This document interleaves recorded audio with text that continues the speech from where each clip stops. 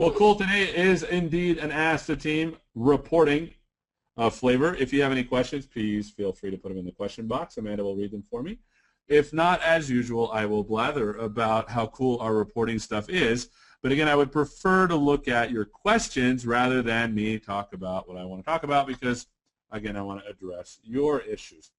All right, so these are my required slides. You can see my screen, right? There you go. Here are, can you see my screen, by the way? I can see, yeah, I can see your screen. Wonderful. So just changed over. Your questions. What questions do you have? What successes have you found using our reporting tool? What challenges have you encountered? What features would you like added? And pretty much anything else in between. And as always, we will look at your questions. Amanda, are there any questions? There aren't any questions as of yet. I don't see any. All right. Well, let's do this then. Yes. Usually, I talk about like crazy stuff. Today, let's just talk about the fundamentals of reporting with our tool set. That's something I don't think I do enough. So I'm going to start a brand new project, and I'm seriously just going to make a WinForms. No, let me make a class library to hold our reports. So I'm going to build a reporting demo. And this is just a class library that's going to hold reports. I'm going to build some reports, and let's just look at some of the elements of reporting. So let's hit stop there. The first thing I want to do is I'm going to add an existing item. All right.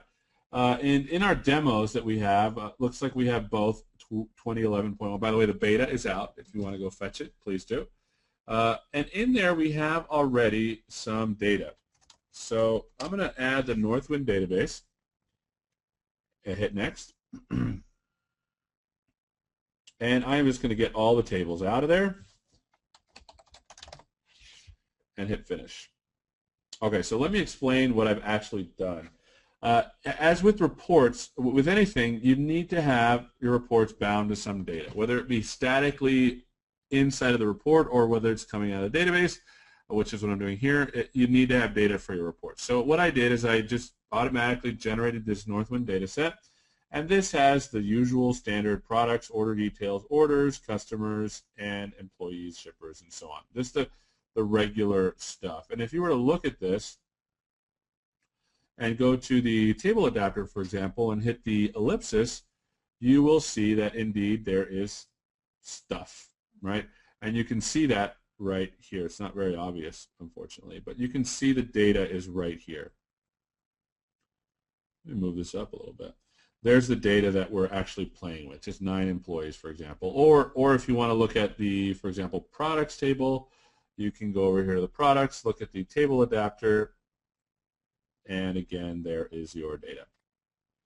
Right, so the process of creating reports is really making a place where you can statically look at your data. Now, what I mean by statically is that it's not going to change once you put it on a report unless you obviously re-render the report. So we're in the process of actually getting data out of your storage systems and actually representing it in a way that's useful to your clients. All right, so let's close that and let's add a report. So I'm going to say add a new item. And let's just go ahead and use some 11.1 reports. And let's do the product report, the one we always do. So it's going to load the necessary stuff over here. It's going to load up the designer right here. And then we're going to stop and just talk about, let's just talk about what actually goes into a report. There is a really cool graphic that I need to find, and I'll find it here real quick for you in our documentation, that shows you our object model. The object model that we have with reports. It turns out that everything inherits from this thing called an XR control. Now, you might think, well, why do I even need to know that? Does that even really matter? And the answer is yes. When you're building a report, if you know how we're laying things out, it really makes a whole lot more sense when you're actually building stuff. So let's see if I can find There's a really good graphic on the documentation that I'll find to show you that. So let's talk about the elements that are going on here. So the first is, when you do reports, the first thing that happens when you pull up this designer is there is this new menu item, right? And that menu item lets you see these 4 areas. Now, each of these things do specific things, right? So the field list is the data that you have available to your report. And the way you actually get that data available to you in your report is you bind your report to something. The Report Explorer is this layout, right? If you do Silverlight or WPF, it's like the report. It's like the tree of all the controls that are in your particular solution or product. The group and sort is how we can take flat data that you're getting out of a table, group it and sort it automatically. And then script errors has to do with when you're doing scripting, are there any errors when you're doing that? So the first and most important thing is the field list, right? The field list here tells you what is available to the report. Right now, it's a little concerning because it looks like we really don't have anything to look at. But as I said, what you need to understand is if you want to get fields in the field list, you need to simply choose a data source. And as you remember, we added this cool little data source called Northwind. So let's put that in there. All right, now that we've done that, there is this magical transformation that happens where we're actually loading all of the tables from the data set. Let me pull this out so you can see. Notice that this actually corresponds to this data set, right?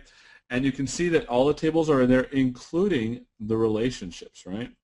And that's probably the most important thing, right?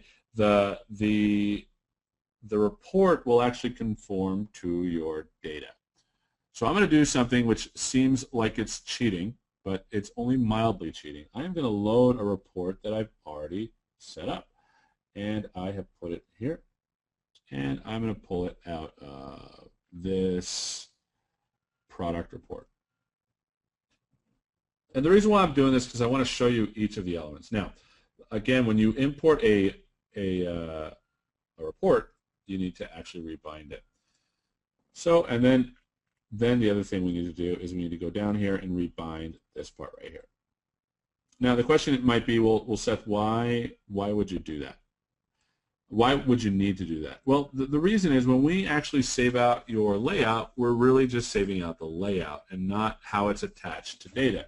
And the reason why we do that is because then those layouts you can reuse regardless of provider. Okay, so let's talk about each of the elements that we have. So in your report, you recall we had this smart tag. In the smart tag, there's really 2 things that I think are very important. The first is how you get your data, right?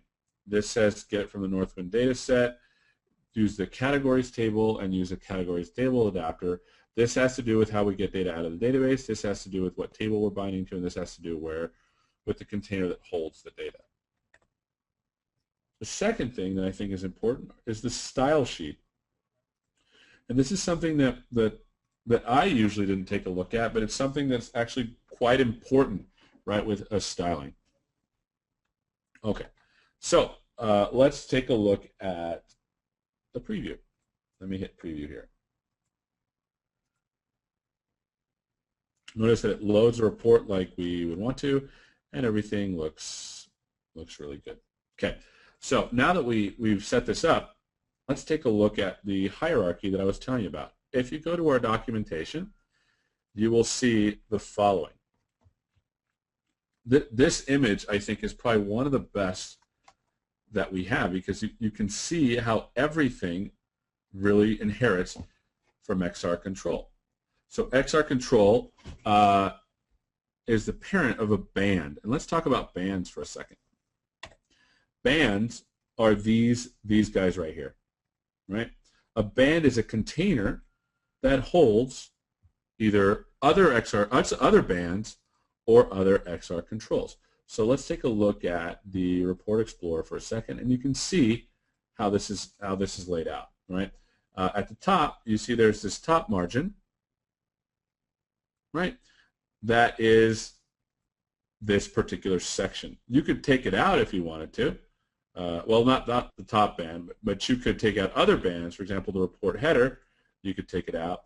But in the report header, notice that we have an item, an XR label. Why is it that this tree can be constructed like this, right? The reason is because also the XR control is the parent for every control we put on the report. From the line, page info, table row, picture box, everything is also inherited from the XR control. So you have the XR control is the parent of the bands, which is the sections of the report, as well as the parent of all of the items that you put into the report. And that's, I think, it's a very important thing to know, because when you're working with reports, then all of a sudden you know that all of these things are XR controls. And XR controls, let's go back. Let's go to the base XR control class. XR controls themselves, let's see if I can find the, let me go back here. I want to find the actual XR control. There it is. The XR control itself, notice that you have all of these things, right? For example, border width, let's just focus on that. Since this is in the XR control, the base class, let me wait for the screen to catch up. Since this border width is in the base class, that means that everything on a report will have a border width. Everything on a report will have a, let's say, a font. Let's pick this one, right? And this font will be something for everything in the report. So the band can have a font, and the control can have a font. And you're going to think, well, Seth, why would a band have a font? That seems kind of odd, doesn't it? Well, yes and no, right? Say, for example, you really want to have a certain font in a band, right? So let's pick this, and let's go Wasco Sans. The font didn't change in here because I have it bound to a specific style. But everything else that I add to this report header, say I add a new, let me find the controls real quick for reporting. Wow, look at all this great stuff we have. Holy cow. Okay, so if we add a new label, the font now corresponds to the font that I put in the report header, which is really cool, because now what this says is that if you have a band and you set one of its XR control base properties, those will be passed on to the children underneath it. And for this one, though, it's not, only because I've attached a style to it, right? And that's the style title. All right, Amanda, I've gone through a couple of things. Are there any questions so far? Well, there were two questions that Andrew answered on the back end, but I don't know if maybe you can, if it's something you can show. Ronaldo asked, how do I deal with multiple page headers? I have a report that's called by 4 different ASP.NET pages. The data is the same, but the headers are completely different from one another. Is it possible? Absolutely. Now, remember when I tried to delete the page header, how it got a little upset? That's because we can only have one page header. But you can do a couple of things. As the back channel said, you can add an XR subreport control in the page header and then alter its report source at runtime according to your requirements. Or alternatively, you can have a before print event on the page header. Remember that not only do you inherit, let's see what the events are for your XR control. Not only can you, it's loading. So let me make sure that the view catches up. Okay, so notice the events, right, on the XR control. Now the reason why I'm talking about XR control is because XR control is the parent of everything you put on a report, pretty much. There is this thing called the before print event, right? And in the before print event, you can literally do anything. You can change the text inside of a label. You can do whatever. And so you can change, for example, you can create an XR subreport if it's going to be a really complex header, or if it's just really changing text or changing an image at the top. On the before print event of the particular report, you can pass in a parameter, And that parameter, once you read in on the before print event, you can use it to control the header in the report. And so that's another way of doing it. All right, another question. Seth, he says, okay. Yes. Go ahead. Sorry. He says, are multiple group bands inside a detail possible? Absolutely. That is something. Well, let's try it. Before I say absolutely, I think I've done it before, but let's try it. I noticed that this category, well, I should have picked one that had multiple. Say you want 2 detail bands, right? You can add a detail report, an unbound detail report that has another thing in there, right? So that's one. But I think he's asking about group headers, right?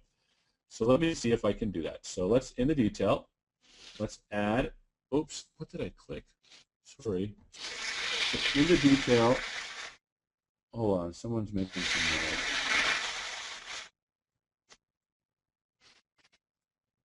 All right. In the detail, we have this detail band, right? Let's add another group header in here, right? Let's add another group header in here. Notice that you have 2 group headers. Now, I don't know why you would do that, but you certainly can do that, right?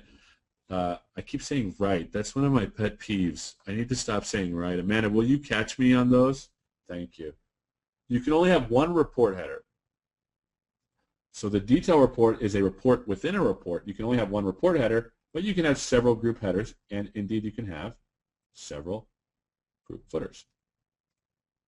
So let me insert a band, group footer. There you go.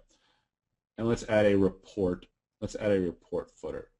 Okay, notice that now I can't add a report footer. Take a look at this. This is a very interesting thing. This detail report is a report, and in it you can have everything for a report. You can have a report header, several group footers, a detail, several group footers, and a report footer. Can you add another detail? I think you can. Nope, no you can't. But you can add a detail report, which means you can add a sub-report again. So it looks like you can only have 1 detail, 1 report header, 1 report footer, and several group footer/headers, because this is a report. And the same will happen when you go up the hierarchy, right? I just said right, sorry. You can have a report header, a report footer. You can have several detail reports, though. You can do that in a report. You have several detail reports, right, and so on and so forth. Does that answer his question? Let's see. Okay, thanks for addressing that. So wonderful. Yes. Wonderful. So once you get a feel for, and I need to write a blog post on this, because I knew this, but I'm realizing the sheer power you have in creating reports. You really have the ultimate flexibility to create any kind of report that you want, because inside a detail report you can add, you guessed it, another detail report, which is another report inside. Notice that because we can do this here, I know, I'm going to get out right. So that was, do you hear that? Oh, that's the sound of the wind coming out of my sails. Booyah. There you go. So that's how that goes. Great question, by the way, Ronaldo. All right, was there any other questions? Yeah, from Ryan. Are calculated parameters stored in the resx layout, or are they created in the data set? Okay, those are part of the extra report. Great question. Here's another thing I don't talk enough about. Let's talk about parameters. I mean, that's something Amanda pulled me aside the other day, and she said, Seth, you do not talk enough about parameters. Parameters. Yeah. And she's like, at lunch, I can't stop thinking about parameters. It's all I can do. Please talk about, do you hear that? That's the sound of the wind coming back in my sails. It's really, yeah. I love it. Here's the question. What if you want to have a field that's an aggregate of fields already on your report? So let me move this out of the way. I'll talk about parameters first, and then I'll talk about why it's saved with the report. All right, so say we have, well, this isn't a good one. Let's look at the category products. Good. Let's say we have unit price and units in stock. And what we want to do is we want to have in the subreport, we want to know, for example, how much inventory we've got in terms of dollars. Okay. Notice I haven't said right in a long time, Amanda. You're still watching for that, right? Oh, dang it. All right, so the first thing we need to do is add a calculated field. Yeah, you just. Okay. And in the calculated field, we're going to call it the total inventory dollar amount. Right? Oh, I just said it. Dang it. We're going to edit the expression. And this is what we're going to do. We're going to go to the field. Well, there's tons of things you can do, right? Oh, I just said it again. Oh. So there's a functions, operators, fields, constants, parameters. We're going to go to fields. And notice that we are in the, where are we at? We are inside the categories products. Notice it already knows that. And what we want is we want to get the units in stock times the unit price. Hit OK. Now we have this field that's the multiplication of units price and units in stock, and we want to show that. Let me put this back. Let me scroll down. And let's put it right here. It's going to look awkward, but that's okay, because I've had many an awkward moment, and it no longer bothers me. All right, so there it is. Let me add a label. Let me just copy this.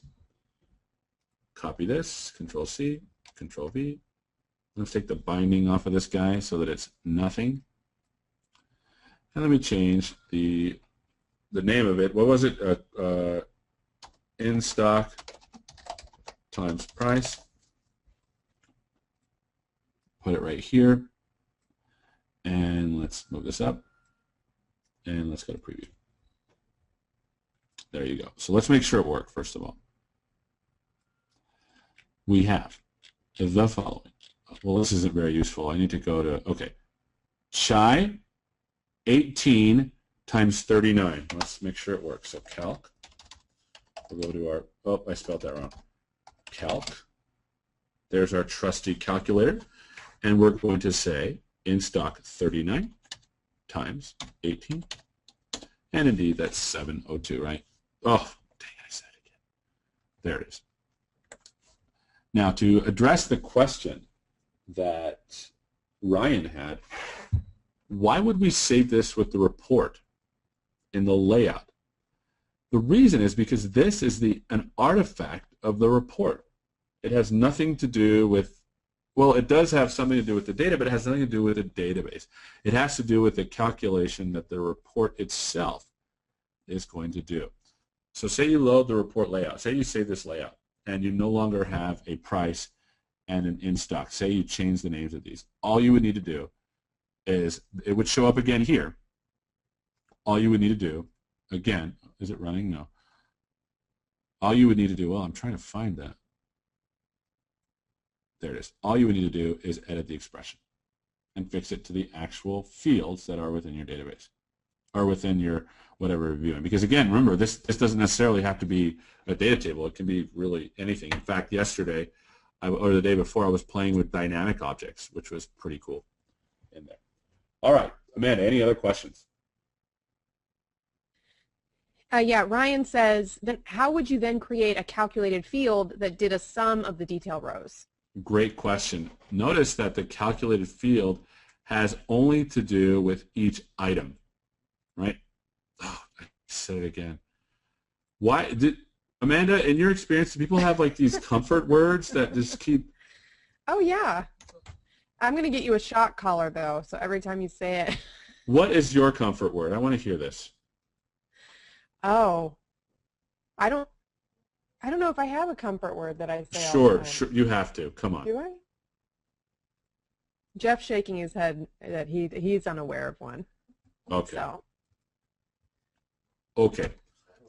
You don't think so, Jeff? Jeff, by the way, is our fabulous. He is the man that makes all the cool videos. Yeah, Yes. and He makes me look good. I'm really 600 pounds. He really does a good job at making me look good, you know? It's really, thank you, Jeff, for that. I mean, you have some tremendous skills. Mm-hmm. Okay, so the question is, how do you do a calculated field on multiple rows? Well, I don't think I've done this in a while, but because we're live and it's okay, why don't we see if we can't do it ourselves? There is a way to do it, but I'm not remembering how. Oh, there it is. Booyah, summary. I knew it was there somewhere. Notice I added a group footer that has to do with this detail report, but is involved with this group. In there, I am going to go to the binding. We're going to, let's say we wanted to do an aggregate of units in stock, or unit price, how much everything was. Let's go to summary, and there it is. Let's do a sum. Let's ignore null values, and let's do it for each group. Right? That's important. Now let's go to preview, and notice the following. We have this price being summed across this group. When we go down, it's again, I should probably line it up. You know what I'm saying? That was kind of lame. So line up. Let's change this format string to $1. Boom. There you go. Let's go down. There it is. 455. Let's make sure it works. So let's bring up our trusty verifier calc.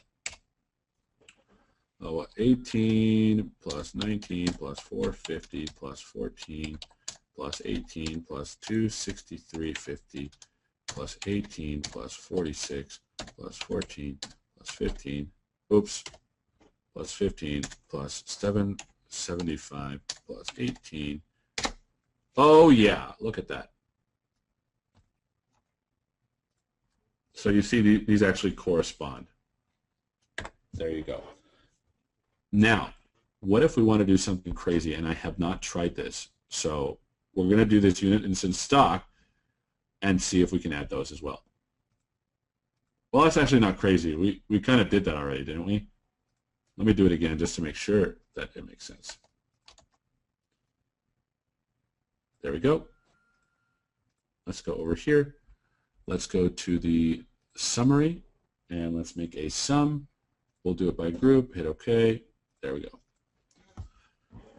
Hopefully that answers. Notice that this is a little bit different because when we're doing a calculated field per group, we have to do something a little bit different. For each row, we can add a calculated field for each row, but then for group, it's different. All right. Is there any other questions? I thought I saw a question come up. No, that's all the questions. Holy cow! Yes.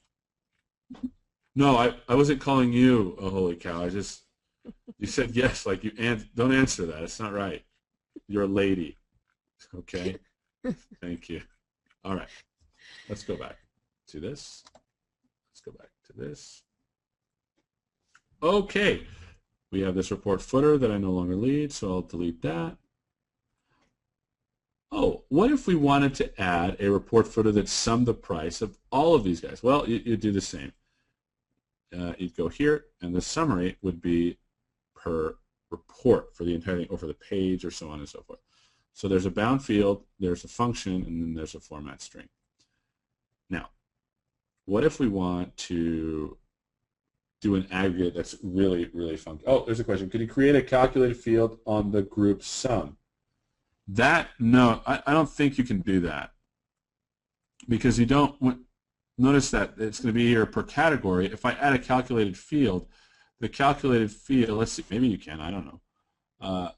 Yeah, you'd have to droop down and somehow do the sum of them. I'm not sure how you would do that, but if all else fails, again, what you can do is you can capture items or elements on the before print event. So you can have, for example, a running total, for example. We don't need this thing right here, so I can take that out. Did I just hit 0?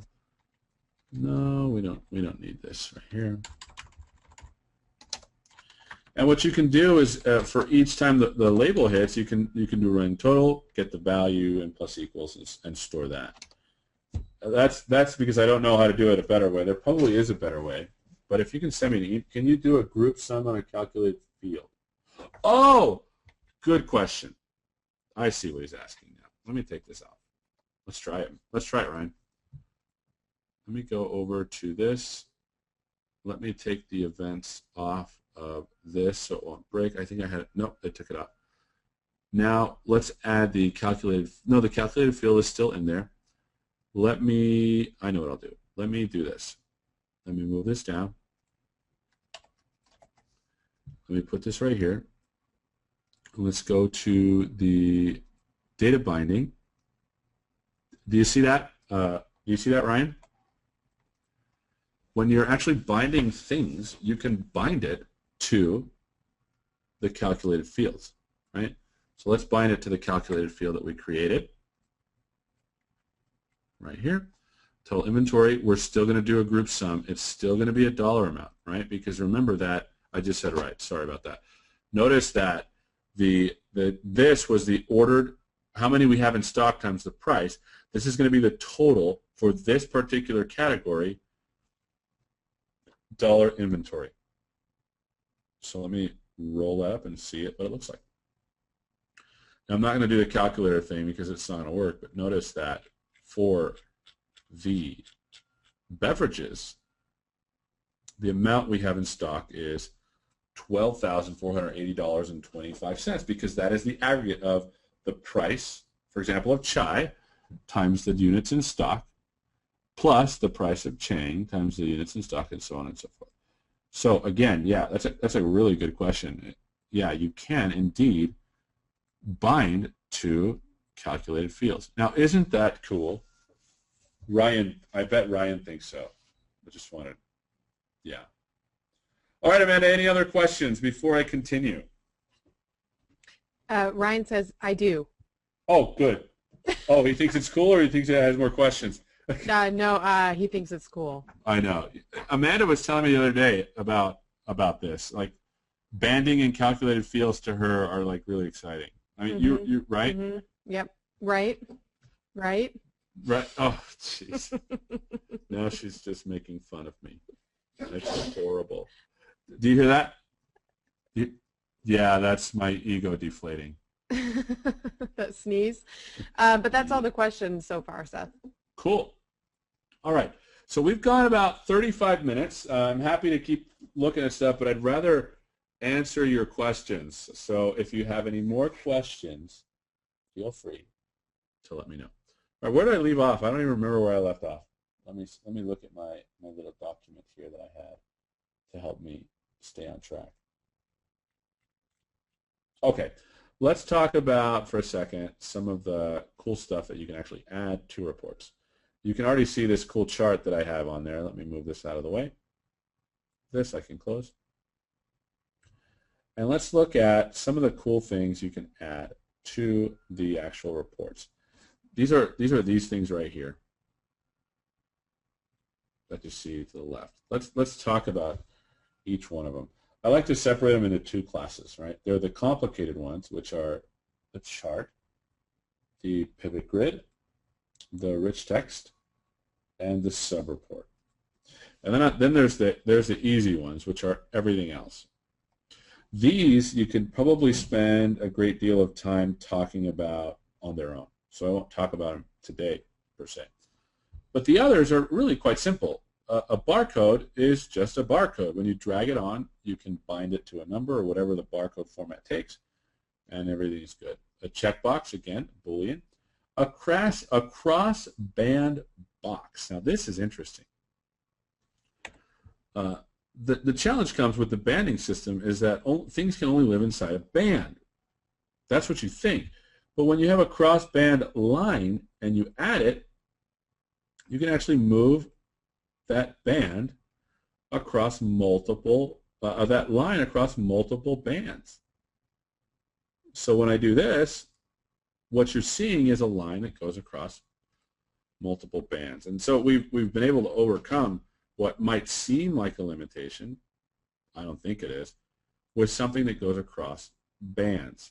Because remember before when we looked at that, bands were sort of their own little units that had controls that you could put in or bands that you can put in it. So obviously there's things that need to go across bands, and that's what the cross band line does. Same with the box. Same with the box. Hey, Seth? Yeah. You have a question that's popped Bring up. it. From Ronaldo, how do I set a report to break pages before or after a group? Holy cow, that is a great question.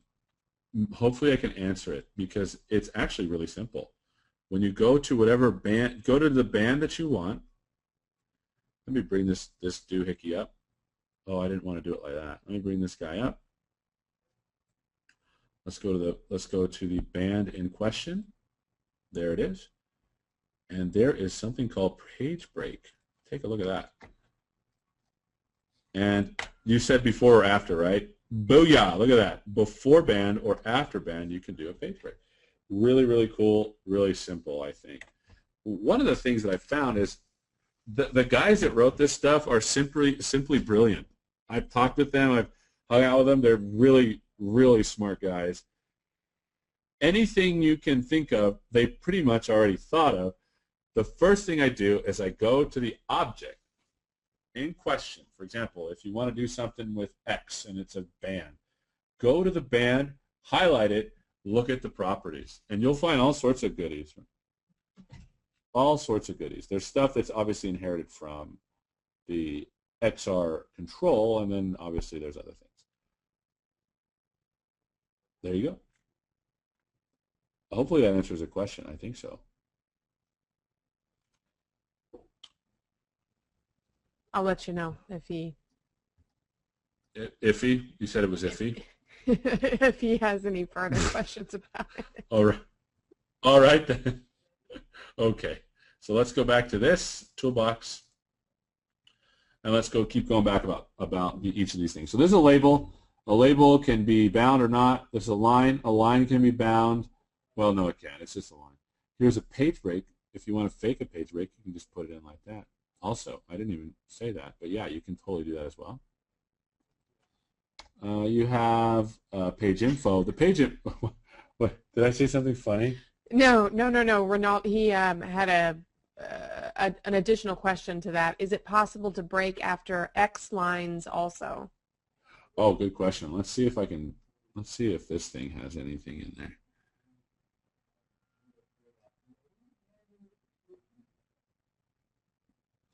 I am not sure about that. That's a good question. You'd have to set up a before print event on the detail or just count lines and then probably insert a page break there. I'm not sure about that. Why don't you send me an email on that? That's a good question. Not sure about that. Maybe one of our guys in the back channel can help out with that. Oh, I see. Okay. No, I don't see anything. But a good question. Not sure. Again, if you ever want to do something, try fiddling with the before print event on the actual thing you want to work on, and that usually helps. I didn't get that one. Holy cow! At least I'm like 0 for. No, I've answered a couple, so I guess that's not bad. Good question though. Please send me an email, sethj@devexpress.com. All right, let's look at. I think we went through page info. Oh, page info is this guy right here.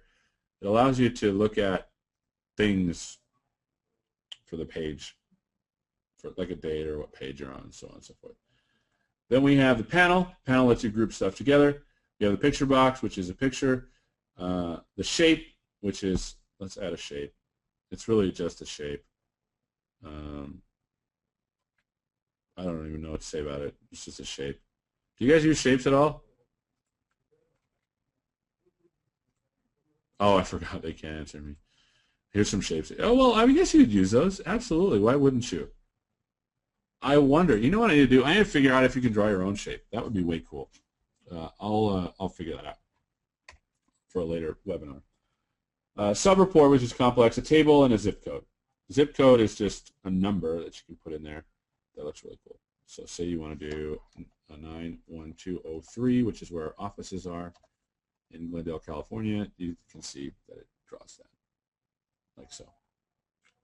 Let's find it. Now, I wonder, I bet this has something to do with how you can read. Yeah, I bet this has something to do with mailing things. I like it. I'll have to ask the guys what that does, but it's actually really cool. It looks really cool. All right, so we've gone through all of the things, the controls that you can drag on. You can also make your own. Remember, if you inherit from XR Control or inherit from XR Panel or from whatever, you can make your own controls. I've seen instances where people have made their own controls for drawing things on reports, which I think is just fabulous. It's pretty cool. I need to get into that and see if I can't do that. All right, Amanda, are there any other questions? No, there are no questions at this time. Well, that is fabulous. What I'm going to do then is I'm going to say, if there are no other questions, I'm going to stop here. Just a little reminder of what we've gone through. Let me bring over this paper that I was wanting you to see. Hold on, let me delete some. Very good. Very good. This is what we kind of went through. We talked about bands. We didn't talk about preview. I showed it to you. We didn't talk about scripts, but that's something you can do. We talked about all the tool windows. We've talked about data and styles. We've talked about the reporting controls and what you can do with them. Yeah, there's a lot of stuff you can do. And that's one of the cool things about our reporting tool set, that you have a lot of flexibility to do what you want. Now, whenever you run into corner cases where you don't have the flexibility that you want, please let me know.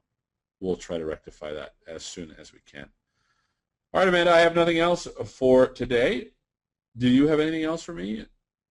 Any other dreams you'd like to squash? She's not even responding to that. Holy cow. No, not today. Not today. Okay. I don't have any dreams to squash. Okay. Okay. But Seth, you were saying that the beta of 11.1. That's right. I forgot. Let me load up this. Let's go to DevExpress.com, our fabulous front page. Let's go to downloads. You should now have the ability to download the beta. Whoa, that was a cool little bell. You should have timed that a little bit better. So when the page loaded, it could have been like ding. Yeah, that's great. Mm-hmm. All right, it's loading. Okay. So here, when you go to the registered products, because you are a wonderful client of ours, and if you're not, we'd love to have you. If you go to the download manager, it will show you. I haven't looked at this yet, but look at that loveliness. Go download. I'm going to do some webinars next month, or the next couple of webinars are going to be devoted primarily to some cool things you can do with 11.1 and our reports. We have new barcodes. We have new ways to interact with WPF and Silverlight. We have tons of things. Let me load up my document just so I can go through it. 1 second, please. I should probably load these things beforehand. You know what I'm saying? Yeah, but it's cool. No, is it? I'm cool or it's cool? It's cool. We have barcode. Oh yeah, how can I forget? We have new controls for ASP.NET. Document map and parameters support now that you can add. We have extensions for MVC. We have events and new events in Silverlight and WPF, which allow you to create. This is where the sound effect should have come on. New events for Silverlight and WPF, which allow you to create. Bing. There you go. Drill down reports. We have report preview features in WPF and Silverlight that are new. We have shortcuts that we've added in WPF and Silverlight. We have a custom document preview window. We've also added XML serialization to your reports. So if you want to get your design and save it out, you can save it to XML, which is really cool. This also includes the style and the PRNX, which is you want to push out the entire report, data and styles and layout. That's a PRNX file. You can do that. And we also have our report service is fabulously extended, which means you can now do some crazy things that I'm going to blog about soon. So I'm glad you brought that up. 11.1's out in beta. Download it. Enjoy the bits. Amanda. Back to you. Awesome. Thank you, Seth. All right, so DevExpress has a great line of webinars still posted through the end of May, and there are some that are obviously going into June, but we'll have more up there. You can register for them all at devexpress.com/webinars. For the rest of this week, tomorrow at 10 a.m. Pacific Standard Time is a preview of what's coming up for WPF and Silverlight in 11.1 with our Silverlight WPF evangelist, Emil Misropian. So that's tomorrow at 10, a preview for 11.1. And finally, Friday at 10 a.m. Pacific Standard Time, deploying XAF on Azure. This webinar will be all about Azure and how to deploy XAF XCRM on it. So join us for that on Friday. All right, so again, if you missed anything from this webinar or you want to review any previous webinars or check out hundreds of online product tutorials, you can visit us on the DevExpress channel at tv.devexpress.com. Again, thank you, Seth. Thanks to the team. Thank you all for joining us, and thanks for choosing DevExpress.